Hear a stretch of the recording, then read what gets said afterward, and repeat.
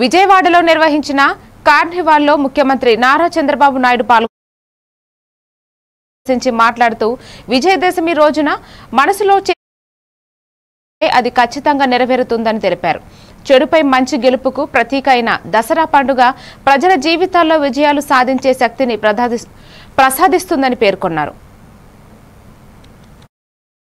5-18 నిర్ణయాలు చాలా ఫాస్ట్గా జరుగుతున్నాయి.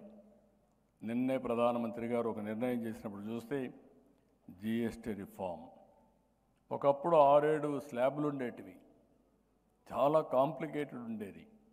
ఈరోజు అన్నీ తీసేసి సరళీకృతం చేసి 2 స్లాబులు తీసుకొచ్చారు. 5-18 అందరూ అనుకున్నారు ఆదాయం తగ్గిపోతుందని.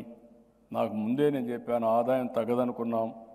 ఈరోజు పర్చేసింగ్ కెపాసిటీ పెరిగింది. ఈరోజు దసరా నుంచి దీపావళి కాకుండా అన్ని పండుగలు బ్రహ్మాండంగా చేసుకునే పరిస్థితికి వచ్చిందంటే ఇది నిజమైన రిఫార్మ్. రిఫార్మ్ అనేది డబ్బులుండేవాళ్ళ కోసమే కాదు, ప్రతి ఒక్కరికి మెరుగైన జీవన ప్రమాణాలు రావాలి. ఎలక్ట్రానిక్ వస్తువుల దగ్గర నుంచి నిత్యావసర వస్తువులు కానీ ఇంకా కామన్ మ్యాన్కు కానీ మిడిల్ క్లాస్ వాళ్ళకి అన్ని కూడా ధరలు తగ్గితే దానివల్ల ఎకానమీ అభివృద్ధి అవుతుంది. అలా నిర్ణయం చేశారు.